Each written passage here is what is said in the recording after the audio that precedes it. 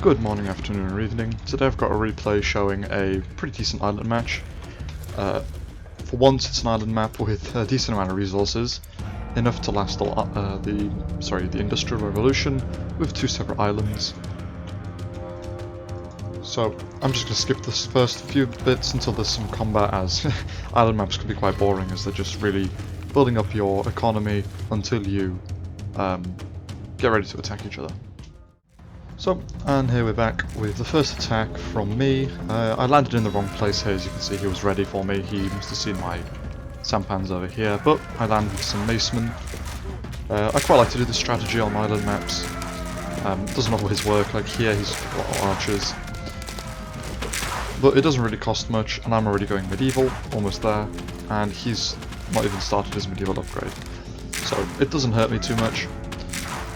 Just slows down my economy a little bit with population, but I do manage to get rid of a few houses. You can see,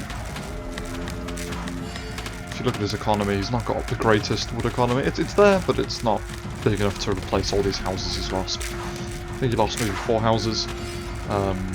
4 houses and quite a lot of idle time on his workers, and he's top capped, so he can't make more workers or units. So nothing too crippling there, but he did get hurt by that. Not too much though.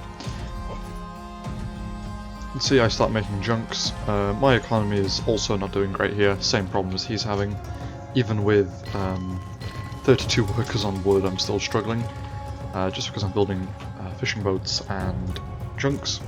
So you can see I sent these 6 junks over just to cut off his fishing economy. I don't know what he does with his boats here. I think I lose track of them. But you can see I go straight in. And then move along the coast, trying to do some scouting, find out where he's hiding. So yeah, here you can see I just kill off all of his fishing boats basically, which cuts off a huge portion of his food income, and then he starts building Western Europe towers. You can see I lose my towers here to archers, sorry, my junks, and that attack alone managed to slow down his wood economy and take off about 3,000 food. Because of the fishing boats, which is now trying to rebuild, but I just send more junks at him. So right now I've got the better economy, but he's got the West Europe towers, which makes it very hard to do anything. I also land on his island over here, making sure he can't get it. Instead of a tower, so I've got vision, you can see here. I'll have vision once this tower goes up. I've got these junks going over here to snipe a few houses if they can. And he's got longbows as well, which means that my ships are not as good as they were a little bit before. So yeah, now I just try to focus down a few houses, as is West Europe, so I expect his wood economy to be suffering, but it's not too bad actually. So he's not making workers either. But yeah, I've definitely got the better economy, and I'm going late medieval. Just hit late medieval, and he's still early with a relatively weak economy. You can see I'm starting to make turtle ships, and I'm going to do a big landing with junks, with just archers. Try land somewhere, kill some workers, try to do something with them. I've only got 4 junks here, but they can hold, I think, 8 each. Yeah, 8 seats each, and I just run in with my archers, kill some workers. You see he manages to escape here, but not much I can do about that. I take out his forge, which he doesn't rebuild straight away, meaning he just can't build towers. I think I missed micro there and took out a house by accident, but oh well. I still managed to take out his forge, and I've got loads of food, so I can just keep making these archers and I'm fine. You can see now I'm starting to use warships and turtle ships to raid his economy and do landings. So you can see I'm going to do archers and hand cannons, but it kills my iron economy, of course, because hand cannons are so expensive. And then here he's trying to make fishing boats again, but almost one-shot his dock, but not quite. So he starts going to late medieval now, with a very weak economy. I'm just struggling on iron at the moment, but I'm already going industrial, and I'm going Japan for the Fugos, which are relatively cheap. And also very good, very efficient. So you can see I'm slowly filling up these, what are they called, warships. Sorry, I don't play Asia very much, I forget the names. And at the same time I managed to reach industrial. So I upgrade all of my workers at the same time, and I've still got 7,000 food left over.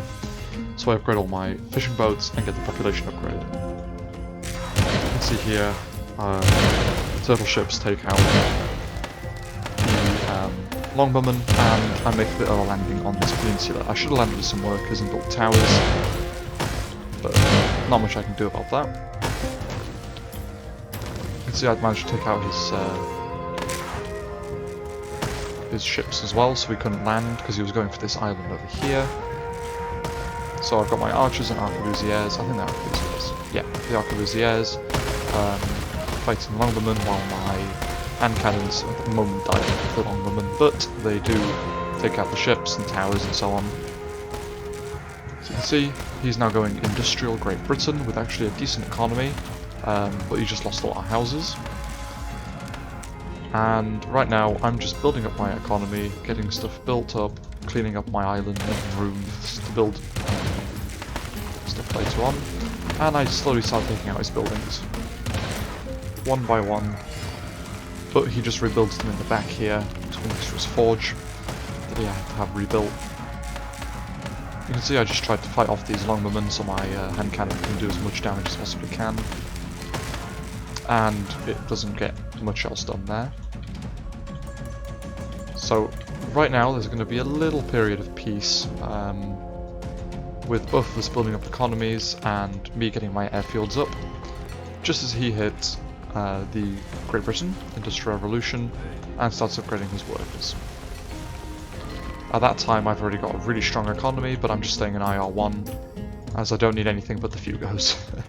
You can see they really do not cost a lot, and I start sending workers over here so that I can get this wood line over here, because I've ran out all of resources except from, yeah, even the stone runs out now, so I've used all of the resources there, and I'm going to start using my own island, which rather than just steal all of his. But you can see the Fugos start coming in. You can see his economy's not ready to take all this damage. And I now know that it's just one Fugo per tower. I sent 2 per tower, but you only need 1. Very good thing to know.